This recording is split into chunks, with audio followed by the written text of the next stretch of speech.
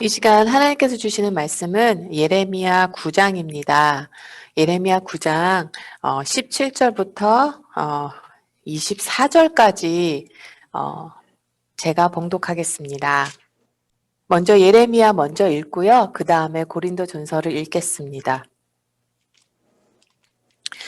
만군의 여호와께서 이와 같이 말씀하시되 너희는 잘 생각해 보고 곡하는 부녀를 불러오며 또 사람을 보내 지혜로운 부녀를 불러오되 그들로 빨리 와서 우리를 위하여 애곡하여 우리의 눈에서 눈물이 떨어지게 하며 우리 눈꺼풀에서 물이 쏟아지게 하라.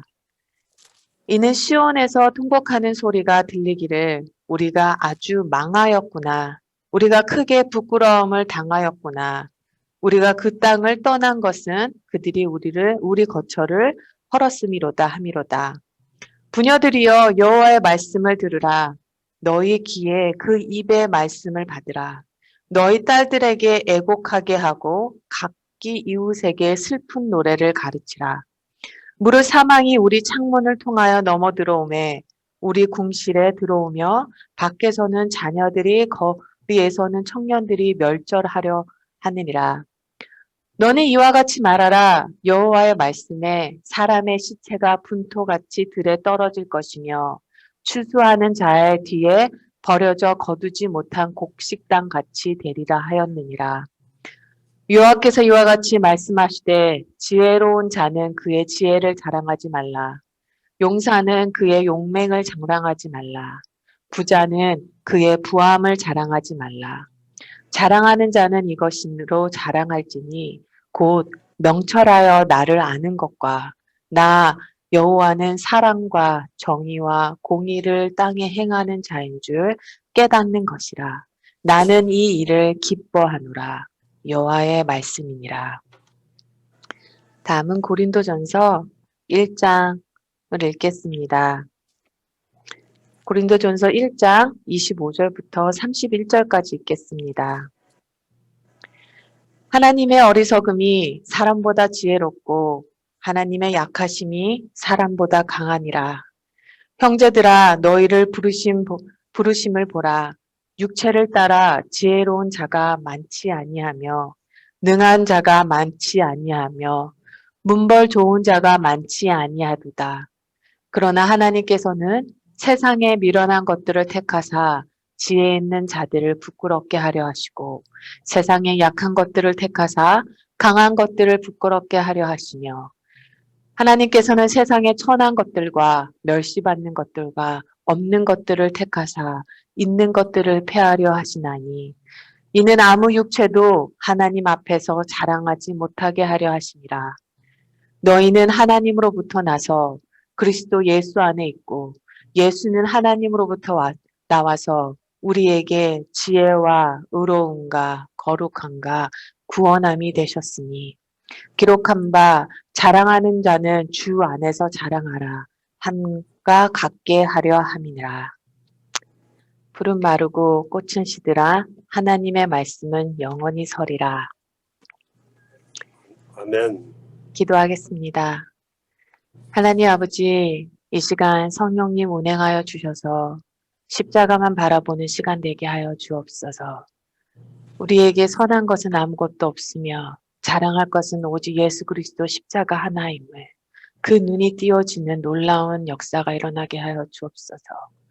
하나님의 놀라운 사랑과 완전하신 사랑에 그 안에 들어가는 놀라운 성령님의 역사가 이루어지는 시간이 되게 하여 주옵소서. 성령님 인도하여 주옵소서. 모든 방해와 교만으로부터 보호하여 주옵소서. 예수님의 이름으로 기도합니다. 아멘. 아멘. JC 라일 목사님이라고요. JC 라일 목사님과 찰스 스펀전은 함께 19세기 영국 설교자들을 이끌었던 쌍두마차라고 불리었던 청교도의 영성을 소유한 지성적 목회자였습니다. 많은 설교를 하셨고요. 많은 책을 내셨죠. 그는요, 그 라엘 목사님은 그때 당시 19세의 영국 시대에서 그는 세례받고 교인으로 등록하면 자동으로 거듭난 사람이 되고 천국 백성이 된다고 여겼던 당시 영국 교회에 하늘에서 떨어진 거룩한 폭탄과 같은 존재였어요. 목사님의 설교와 책 중심에는 항상 복음이었습니다. 곧 사람을 회개시켜 구원을 얻게 하는 것이었어요. 그분의 골로새서 3장 11절 설교문을 보면요. 그분의 설교 제목이 Christ is all. 그리스도가 전부이시다라는 설교에서 이렇게 말씀하셨어요. 라엘 목사님 이렇게 말씀하셨어요. 안타깝게도 구원에 이르는 믿음이 없고 예수 그리스도와 진정한 사귐이 전혀 없는 게 분명한데도 죽으면 천국에 갈 거라고 말하는 사람들이 많습니다. 하지만 이런 사람들은 천국에 거의 적합하지 않습니다. 여러분들은 이 땅에서 그리스도를 높이지 않았습니다. 여러분은 그분과 전혀 교통하지 않았습니다. 여러분은 그분을 사랑하지 않았습니다. 슬픈 일입니다. 여러분이 천국에서 무엇을 할 수 있겠습니까? 천국은 결코 여러분을 위한 곳이 아닐 것입니다. 천국의 기쁨은 결코 여러분에게 기쁨이 아닐 것입니다. 천국의 행복은 여러분이 들어갈 수 없는 행복일 것입니다. 천국의 일은 여러분의 마음에 따분하고 부담스러울 것입니다. 너무 늦기 전에 회개하시고 변화를 받으십시오. 천국에 대한 가장 확실한 준비는 예수님과 교제하는 것입니다. 라고 담대히 선포했어요. 분명한 것은요. 천국은 단지 우리에게 주시는 하나님의 선물만은 아니라는 거예요. 천국은요. 오직 예수 그리스도만이 최고의 즐거움이 되는 곳이 천국입니다. 그런데요. 이 땅에서 예수님을 사랑하지도 예수님을 즐거워하지도 예수님을 바라보지도 하늘의 것을 소망하지도 않으면 예수 그리스도만이 최고의 즐거움이 되는 천국에 가면 과연 행복할까요? 라엘 목사님의 설교는요. 세례받고 교회만 다니면 천국 갈 거라고 생각했던 그 영국 크리스천들에게 던지는 돌직구 같기도 하고요. 거룩한 폭탄이기도 합니다. 오늘 본문에서 예레미야 선지자가 보내는 메시지, 그러니까 유다 백성들한테 지금 선포하고 있거든요. 이때 당시 유다 백성들은요, 종교적 의무, 그러니까 성전에서 예배드리고 번제물을 드리면 나머지 삶은 어떻게 살아도 별 문제 없다. 구원은 받는다. 라고 믿는 그들에게 마치 라엘 목사님과 같은 그런 거룩한 폭탄 같은 존재였을 것 같아요. 예레미야 7장, 8장, 9장 이 3장은요. 우리가 일명 예레미야의 성전 설교라고도 부릅니다. 예레미야 7장, 8장, 9장은요. 예레미야 성전으로 지금 물밀듯이 사람들이 막 밀려오고 있어요. 그러니까 예배를 드리려고 성전으로 지금 막 들어오는 사람들 앞에 하나님께서 그 앞에 성전 앞에 딱 서서 지금 이 말을 선포하라는 거예요. 유대인 남자들은요. 1년에 3번 절기를 지키기 위해 예루살렘 성전에 올라가야만 했습니다. 아마 오늘 본문도요. 이 3절기 중에 하나였을 거예요. 6월절일 수도 있죠. 이때 당시 예레미야는 국가적 위기의 시기에서 이 말씀을 선포했어요. 지금까지 유다 사람들에게 그나마 희망이 되었던 유다의 위대한 개혁왕 요시야 왕이 이집트 왕 파라오 네코에게 죽음을 당합니다. 요시야 왕이 죽은 후에요. 유다는 영적 어둠 속으로 다시 무섭게 빠져들어가요. 요시야 왕이 죽은 다음에 여호아하스가 왕이 되긴 했지만 그의 아들이 왕이 되긴 했지만 왕이 된 지 3개월도 되지 못해 이집트로 끌려가 죽임을 당합니다. 그 이후에 여호와킴이 지금 왕이 되기는 했지만 이번에는 또 얼마나 갈지 아무도 알 수가 없었어요. 이때 당시 유대인들은 자신들이 하나님의 택한 백성이고 하나님이 택하신 도시에 살고 있고 하나님이 택하신 성전에서 예배를 드리기 때문에 종교적 의무만 다 한다면 나머지 삶은 어떻게 살아도 문제될 것이 없다고 생각했어요. 무섭게 타락했습니다. 그런 생각을 가지고 예배를 드리러 오는 사람들에게 성전으로 물밀듯이 사람들이 밀려오는데 그들을 향해서 지금 예레미야가 소리치고 있습니다. 당신들의 소망이 성전에 있습니까? 당신들의 소망이 예루살렘에 있습니까? 당신들은 종교 의식만 충실하게 하면 괜찮을 거라고 하지만 마음에 하나님이 없이 하는 이 모든 일들은 결코 당신들을 구해내지 못할 것입니다. 회개하고 주님께 돌아오십시오. 믿음을 삶으로 살아내라고 합니다. 그러나 사람들은요, 행함이 없는 믿음을 원했어요. 그리고 하나님은 예레미야 9장 6절에 보면요, 저들이 하나님을 모른다고 하십니다. 예레미야 선지자는 참 슬픈 선지자죠. 예레미야 선지자가 해야 되는 것은요, 다가오는 심판에 대해 유대에게 경고를 하고 그들이 다가오는 심판에 직면할 준비를 시키는 거예요. 회개하면 다가오는 심판에서 피할 수는 있지만 회개하지 않고 심판을 피하지 않더라도 적어도 그것에 대비할 수 있도록 그리고 그 가운데서 그나마 하나님에 대해서 조금이나마 알아가게 하는 것이 예레미야의 소명이었어요. 사람들은 예레미야를 죽이고 싶어 했죠. 하나님이 심판하실 거야. 바벨론이 와서 너희를 다 죽일 거야. 끌려갈 거야. 너희 자녀들도 끌려갈 거야. 이 성은 무너질 거야. 너 아무도 심판을 피할 수 없어.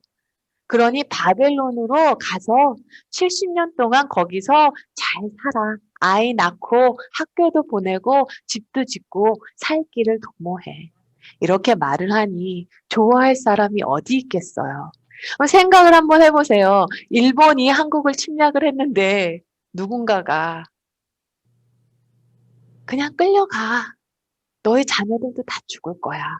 이 심판 피할 수 없어. 이렇게 말을 한다고 생각을 해보세요.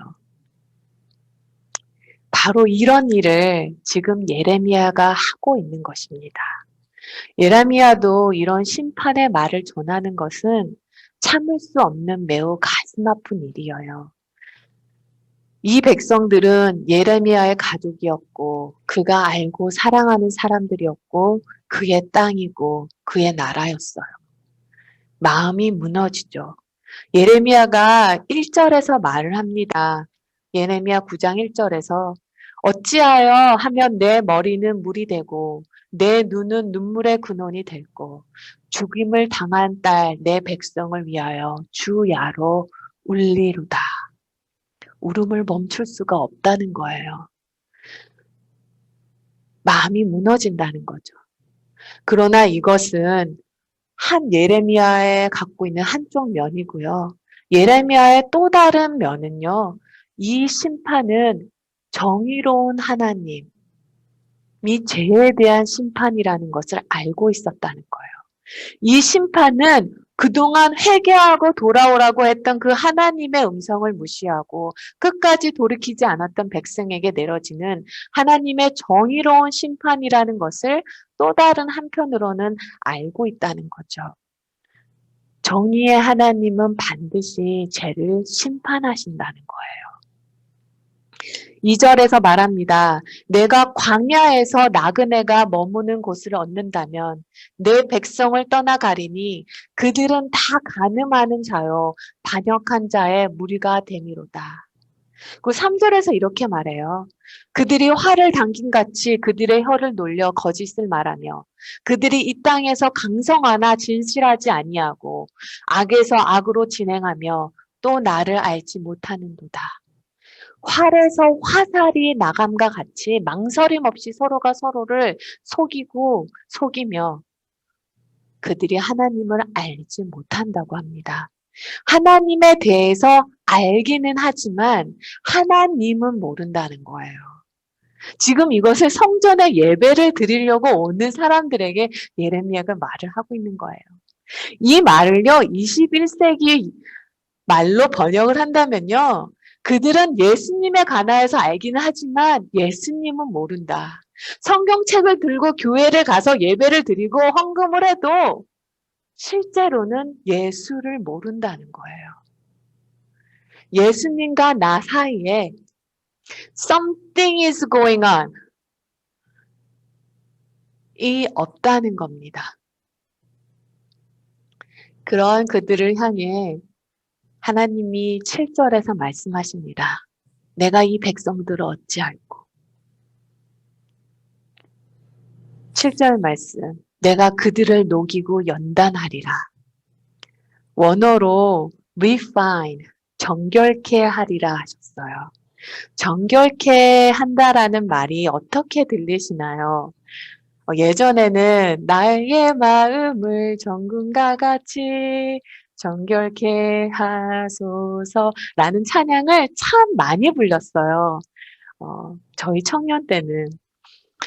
그런데 이제는 잘 부르지 않아요. 왜일까요? 정결케 하는 과정이 얼마나 고통스러운 과정인지 잘 알기 때문이에요.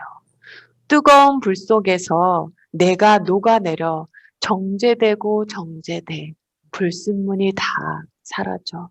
정결케 내는 것은 너무나 고통스러운 과정이라는 거죠. 그러나 꼭 필요한 과정이라는 거죠. 그런데 여기서 잊지 말아야 할 것은요. 포기하지 않을 경우에만 무언가를 다듬고 정결케 한답니다. 포기해버리면요. 다듬고 정결케 하지 않아요. 그냥 버려버려요. 그러나 아무리 지저분해도 그 안에 귀한 것이 여겨질 때에만 아무리 오래 걸린다 하더라도 그 안에 그만한 가치가 있다고 여겨질 때에만 연단의 과정이 있다는 거예요. 하나님은 이 죄인들을 버리지 않으신다는 거죠. 요즘 이런 생각을 많이 해봅니다. 혼인날 신랑을 기다리지 않는 신부가 있나요? 왕을 기다리지 않는 신하가 있을 수 있을까요? 처음에는 없었을 것 같아요. 근데 하루 이틀, 1년, 10년, 100년, 1000년 지나다 보니 신랑을 기다리지 않는 신부가 있고 왕을 기다리지 않는 신하가 점점 많이 생긴다는 거죠. 그런데 하나님은 하나님의 자녀를 포기하지 않으세요. 그렇다면 그 다음은 연단이 기다릴 수밖에 없다는 거죠. 제가 청년들에게 말을 합니다. 혹시 부모님이 기도를 좀 하시는 분들이시라면 하나님은 자녀에 대한 부모의 기도를 땅바닥에 떨어뜨리시는 분이 아니시기에 외면하시는 분이 아니시기에 좋은 말 할 때 빨리 하나님께 돌아오라고 덜 아프고 돌아오라고 다시 본문으로 가서요. 16절에서 하나님께서 말씀하십니다. 그들과 그들의 조상이 알지 못하는 여러 나라 가운데로 그들을 흩어버리고 진멸되기까지 그 뒤로 칼을 보내리라. 그리고 울어줄 공녀를 부르라고 합니다. 장송가를 불러 공녀를 부르라고 해요. 그리고 그런 다음에 하나님께서 이렇게 말씀하십니다. 23절. 지혜로운 자는 그의 지혜를 자랑하지 말라. 용사는 그의 용맹을 자랑하지 말라. 부자는 그의 부함을 자랑하지 말라. 많이 배운 것, 많이 가진 것, 힘센 것 자랑하지 말라는 거예요. 고대 사회는 지혜, 힘, 부를 매우 중요하게 여겼습니다. 근데 이것은 지금도 마찬가지죠.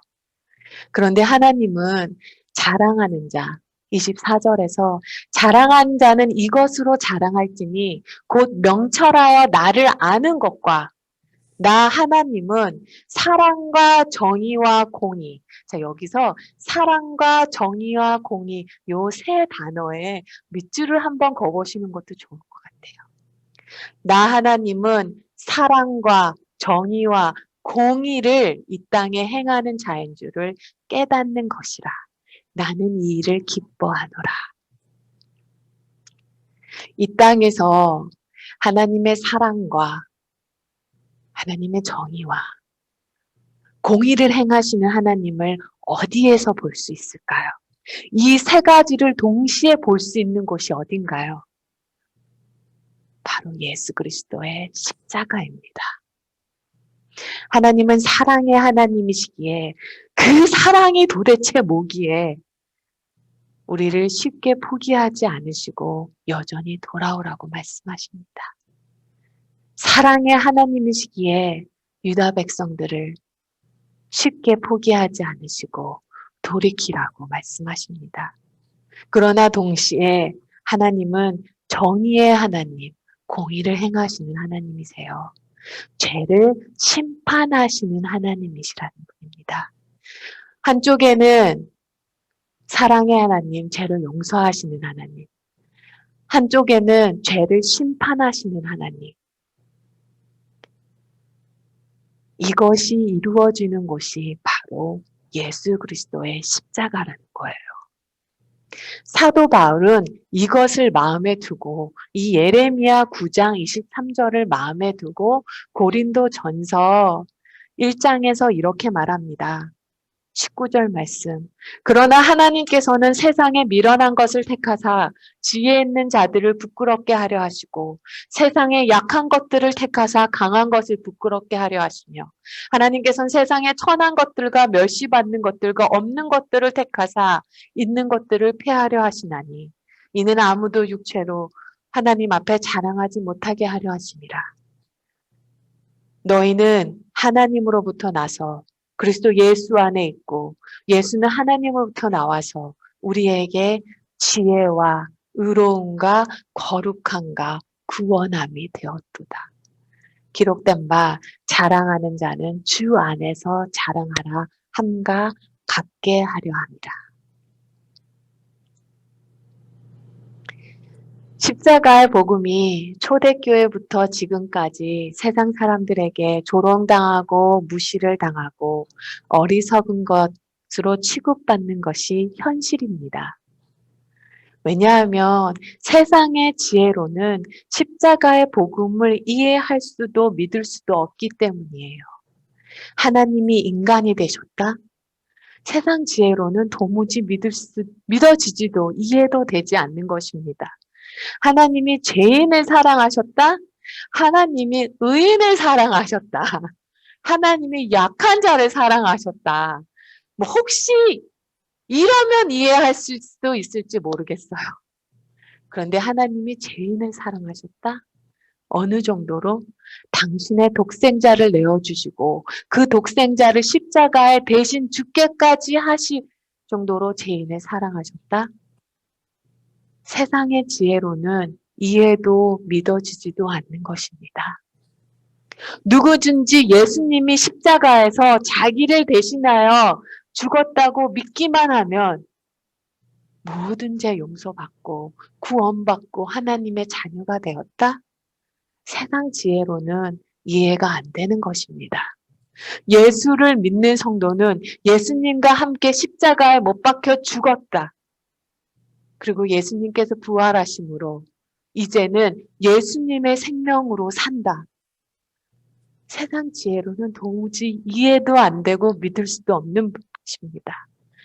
그러므로 세상 지혜로는 하나님을 믿을 수도 없고 알 수도 없습니다. 그래서 하나님께서는 어리석어 보이는 십자가 복음으로 사람을 구원하신 것입니다. 세상은 많이 배운 것, 많이 가진 것, 강한 것을 자랑합니다. 한마디로 이야기하면 내가 더 잘났고, 내가 더 옳고, 내가 더 강하고, 그래서 자기를 자랑하는 것이 세상 지혜입니다. 세상에서는 강한 사람이 의인입니다. 성공한 사람이 선입니다. 돈 많이 번 사람이 복받은 것입니다. 약한 게 세상에선 죄인입니다. 오죽하면, 억울하면 출세하라는 말이 있겠어요. 그러나 세상 지혜로는 하나님의 존재, 하나님의 용서, 하나님의 사랑, 이해할 수 없습니다. 하나님께서는 우리를 구원하실 때 세상 지혜로는 도저히 이해할 수 없는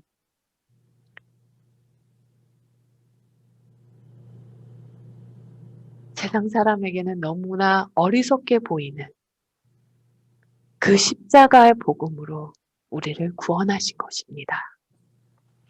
그 어리석어 보이는 십자가 복음을, 그 복음을 듣고 구원받은 거예요. 저도 그렇고 여러분도 그렇습니다. 십자가 예수 그리스도의 복음을 듣고 우리가 구원받았잖아요. 어떻게 그렇게 될 수가 있죠?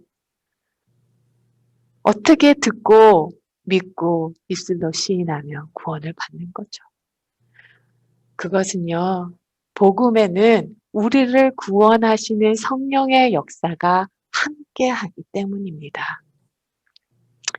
전 예수님을 만나기 전에는 어려운 가정 형편상 엄청난 열등감에 살았어요. 그런데 또 공부는 잘했어요. 그러니까요, 이게 열등감과 교만 사이에서 아주 널뛰기를 했어요. 그런데 예수님에게 눈이 뜨이고 나니까, 예수님을 만나니까, 십자가의 사랑이 눈이 뜨여지니까 세상 것으로 자랑하는 것이 남들에겐 다 허락된 것이 나만 없는 것 그것이 아무것도 아니더라고요. 그러니 이제는 주 예수님을 바라봐야 됩니다. 주 예수님의 십자가의 복음으로 우리의 눈이 열려야 합니다. 십자가의 복음이 이제는 정말 우리의 생명이 되어야 합니다. 그렇게 되기를 축복합니다. 이 시간 함께 기도하기를 원합니다. 함께 다 같이 기도하시기를 하나님 주님의 십자가 복음 분명히 더 알기 원합니다. 십자가 예수 그리스도만 바라보는 눈이 뜨여지게 하옵소서. 주 예수만 자랑하는 자로 그렇게 세상 살면서 하나님 기뻐하시는 그런 복된 삶, 복된 가정, 복된 교회, 마음도 하나가 되는 그런 사랑 공동체가 되기를 원합니다. 십자가 그리스도만 자랑하는 우리 되게 하여 주옵소서. 함께 기도드리고 찬양 한 곡 같이 하고 제가 기도하겠습니다.